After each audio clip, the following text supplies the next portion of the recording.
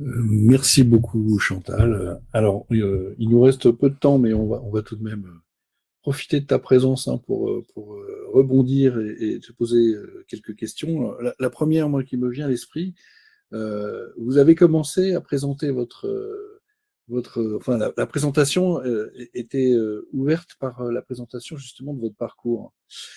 L'idée, en insistant là-dessus, c'était de dire quoi? C'était de dire qu'il fallait persévérer, qu'on est parfois, on rencontre des difficultés ou des freins, mais qu'on peut les contourner, et que malgré tout, Bah, c'est un peu tout ça. Bon, c'est vrai qu'on rencontre des difficultés, il faut être tenace, faut continuer malgré tout. Mais c'est souvent ces moments qu'on vit si mal, c'est des revirements qui permettent de réorienter un peu différemment les choses et d'ouvrir de nouvelles perspectives. Et rien n'est perdu. C'était plutôt un message positif que je cherchais à faire passer. C'était les écueils sont durs à vivre sur le moment, mais en général, on en sort plus grand et avec une vision plus évoluée que celle qu'on aurait pu avoir si on était resté dans un track un peu plus tranquille. Quoi. à tel point que votre projet n'était pas du tout d'étudier les virus, on est d'accord. Tout à fait. Au début, c'était la mer qui m'intéressait, mais j'y suis revenue. Et alors, qu'est-ce qu'il y a de si intrigant, passionnant et inspirant de se retrouver face à ces virus-là? Parce que on comprend bien, là, puisque ça a été déterminant dans votre parcours maintenant professionnel, puisque c'est le sujet, hein, ce sont ces énormes virus. Qu'est-ce qu'il y a de si, comment dire, Fascinant. stimulant? Oui. Alors, fascinant déjà, j'ai raté mon exposé si j'ai pas réussi à vous fasciner avec avec les images que je vous ai présentées et surtout la complexité des processus qui mettent en œuvre. Mais il y a déjà tout ça. Il y a le fait qu'il faut les aborder en utilisant des techniques les plus variées possibles. Donc, il y a de la microscopie électronique, ce qui est toujours très esthétique, mais de la biologie structurale également. On résout les structures de certaines de ces protéines, et notamment celles qui sont les plus surprenantes chez les virus géants, c'est chez les qui n'avaient jamais été vues auparavant dans nos virus. Et on a pu montrer comme ça que, par exemple, ils étaient capables d'avoir des protéines qui sont les gardiens du code génétique chez les cellules, les aminoacides RNA synthétase. Et en résolvant la structure, on s'est rendu compte que celle de mimivirus, typiquement, ne reconnaissait qu'un code à 2 lettres au lieu de 3. Ce qui ouvrait le débat sur la possibilité d'utiliser un code génétique différent de celui des cellules. Donc il y a plein de choses comme ça en fait, c'est comme tirer un fil et se faire aspirer, quoi. C'est une source de découverte permanente. On a toujours des surprises. C'est vraiment fascinant parce que on prospecte l'inconnu et en plus avec une dimension qui est plus écologique. On n'est pas anthropocentré, on s'intéresse pas seulement aux virus qui font du mal à l'homme pour interférer avec ces virus. On les étudie dans un contexte environnemental et donc on comprend qu'ils jouent un rôle fondamental dans les écosystèmes. Est-ce qu'il y a quelque chose quand même de l'ordre de l'excitation de la découverte? Parce que là, en terre inconnue, ça veut dire que il y a peut-être quelque chose de ce côté-là aussi, hein. Ça doit Oui, être particulièrement excitant. c'est très excitant, mais c'est très dur parce il y a aucun outil qui fonctionne. Il faut Mm. tout développer. Donc encore une fois, faut vouloir aller jusqu'au bout. Mais c'est vrai c'est impossible de s'empêcher de faire les développements qui sont nécessaires à arriver à progresser dans leur compréhension et dans leur étude. Donc c'est vrai qu'on a du coup beaucoup de casquettes interchangeables et puis bon, après, pour des choses particulières, on peut aussi avoir des collaborations très fortes qui nous permettent d'avancer sur des terrains sur lesquels on serait pas capable d'aller. Mais je pense que rien n'est jamais impossible, personnellement. Voilà. On a senti ça. L'article qui justement annonçait la découverte du mimivirus, là, j'ai vu qu'il était signé Raoul et Oui. Hall. Vous étiez doctorante à l'époque? Enfin, Non, j'étais revenue de postdoc. Non, ça faisait un moment. d'accord. J'étais ingénieur de D'accord. recherche à l'époque, recruté au CNRS. Moi, ce que je faisais, c'était la partie structurale. Donc, c'est notamment l'aminoacide RNA synthétase dont on a résolu la structure, qui faisait partie des briques qui ont servi à ce papier, Princeps. Et pour tout dire, ce qui s'est passé ensuite, c'est que le labo a complètement tourné ses forces, a abandonné tout ce qu'il était en train de faire pour ne se focaliser que sur Mimivirus. Au début, sur un plan beaucoup plus moléculaire, avec la biologie structurale et des aspects moléculaires. Et c'est parce que Didier Raoult ne voulait plus nous donner d'ADN de Mimivirus qu'on a décidé de partir à la recherche de virus géants et de démarrer nos propres recherches sur nos propres. Donc, on a initié la biologie cellulaire et la production de virus, leur caractérisation par la suite en autonomie. Encore un écueil qui a ouvert de nouvelles portes. Exactement. Et des voyages.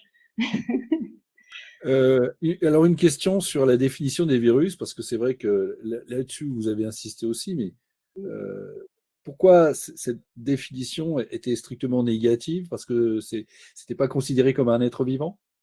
C'est ça, c'est en partie, encore que c'était pas dans l'esprit de Wolf, lui, je pense, avait déjà bien tout compris en ce qui concernait les virus, mais ça a été un peu noyé par le fait que il avait l'esprit très clair, mais sa manière de le partager n'a pas forcément été transmise en virologie, et même les gens qui faisaient de la virologie ne considéraient pas les virus comme étant vivants.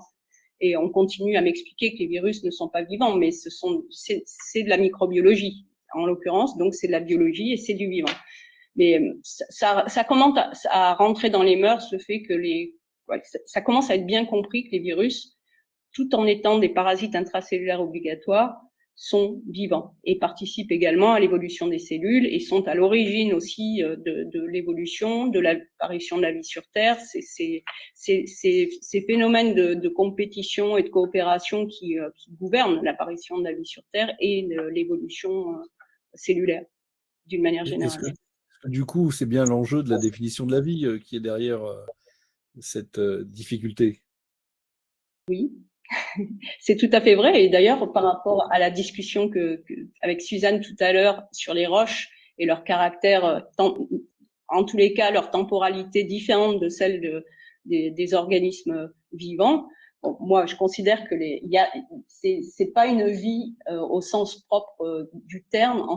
Il y a une vie, cette dimension est vraiment très très intéressante, mais les organismes vivants sont la biochimie n'existe pas dans le cas des minéraux. Les minéraux vont subir des transformations exactement par le vivant et même par les éléments. Donc ce côté-là, et c'est là pour moi que se place la frontière entre le vivant et le non-vivant, même si j'intègre totalement ce que Suzanne a dit, à savoir il y a cette notion de temporalité. Et dans la recherche de la vie en dehors de notre planète, ça fait partie des choses et des questions qui sont vraiment fondamentales, c'est d'adresser cette temporalité. Et alors, ces virus ancestraux qui sont donc dans le sol, est-ce qu'il y a encore un travail à mener, des recherches là, qui sont actuellement en Alors, cours? oui, on continue à travailler là-dessus parce que bon, déjà c'est excitant de réactiver des organismes anciens, ne serait-ce que pour les comparer avec des organismes modernes, mais malheureusement 30 000 ans c'est rien à l'échelle de la vie. Globalement, tous ces virus qu'on a isolés à partir du pergélisol, on les a identifiés également dans les échantillons modernes. Et alors qu'on allait au Chili, dans le Pacifique, parce qu'on pensait que la diversité était beaucoup plus importante, ces mêmes virus, on les a retrouvés auprès du pin, à côté du laboratoire, sur le campus de Lumini. Donc, globalement, ils sont ubiquitaires partout sur la planète et ils occupent tous les espaces, que ce soit les sols, partout où il y a des amibes, en fait, il y a des virus des familles que nous avons isolées. On va terminer par. On a parlé, Michel a beaucoup parlé des femmes et justement des relations qu'elles pouvaient avoir au sein des laboratoires dans lesquels elles travaillaient, donc des relations avec les hommes. En cristallographie, il y a quand même beaucoup d'hommes.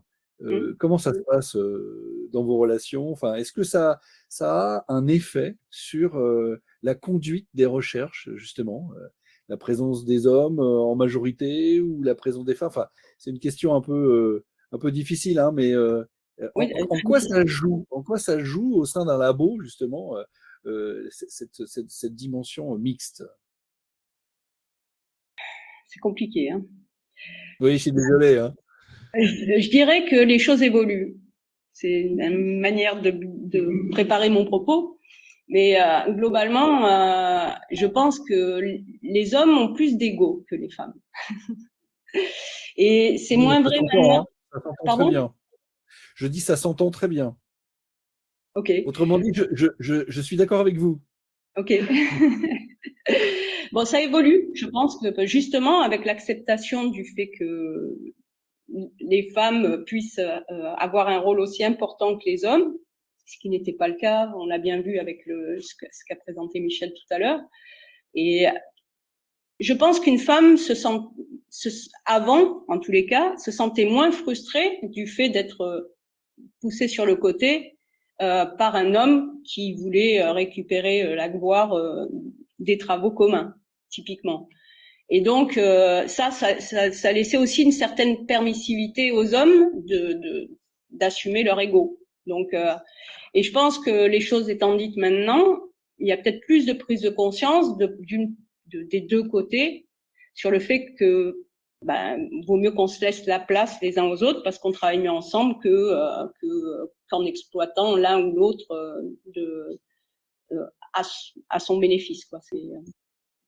Je sais pas si Oui, oui, mais j'entends bien. Mais alors, du coup, est-ce que ça a un effet sur la dynamique d'un laboratoire? Là, c'est vraiment à l'échelle de l'équipe que je me pose la question. Une alors. équipe mixte, est-ce qu'elle est. Enfin, qu'est-ce qu'il y a comme caractéristique dans la mixité d'une équipe par rapport à une équipe qui serait purement masculine ou purement féminine? Honnêtement, alors bon, je vais répondre alors encore une fois de manière un peu alambiquée en disant tout d'abord que moi je me suis jamais sentie sexuée quand je travaillais. Jamais en faisant de la science, j'ai jamais eu conscience d'être sexuée. Je sais pas comment. Oui, oui, on entend. Très bien. Donc ça c'est la première chose. Et après, je dirais que c'est les personnalités individuelles qui amènent à une équipe. Euh, il y a des hommes qui sont plus femmes que certaines femmes. Il y a l'inverse qui est également vrai. C'est ces individualités qui, ensemble, donnent son énergie à l'ensemble de l'équipe. Oui, oui. C'est, Mais je vous pose la question parce que vous avez dirigé le laboratoire. Donc, c'est aussi ça. On a affaire à des personnalités différentes. oui. Est-ce que c'est intéressant? Parce que j'essaie de montrer à quel point il est peut-être pertinent de promouvoir la mixité dans les labos, justement. Ben oui, mais c'est clair. Mais il y a toujours eu de la mixité dans les labos quand même. Après, c'était des responsabilités qui étaient différentes et données différemment à des femmes ou à des hommes. Il y a cet équilibre est en train de vraiment il y a un équilibre qui se fait à l'heure actuelle, c'est-à-dire qu'on donne plus de place aux femmes, et on les écoute, ce qui n'était pas forcément quelque chose qui était très vrai auparavant, parce que les femmes ont des voix qui sont moins puissantes. Souvent, elles se font moins bien entendre aussi que les hommes, à moins de crier. Et donc, c'est vrai que ça crée aussi des rapports tendus.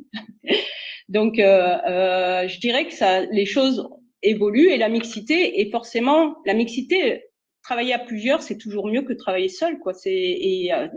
À tous les niveaux, selon moi en tous les cas. Oui, c'est bien la mixité. Moi, en tant que directrice de labo, je dirais que oui, j'ai beaucoup de relations, c'est surtout au niveau des individus que je peux avoir du mal à faire en sorte de tirer le meilleur de chacun pour que ça se passe le mieux possible. Mais globalement, c'est comme dans n'importe quel écosystème, quoi. Il y a des rivalités, il y a des gens qui sont amenés à travailler ensemble alors qu'ils ne s'apprécient pas au niveau humain. Et il y a d'autres personnes qui, au contraire, vont devenir des amis dans un contexte professionnel. C'est aussi riche que dans la vraie vie, quoi. Donc c'est forcément constructif que d'avoir affaire à une population la plus diverse possible. Eh bien voilà, nous allons donc clore notre matinée avec Chantal Abergel.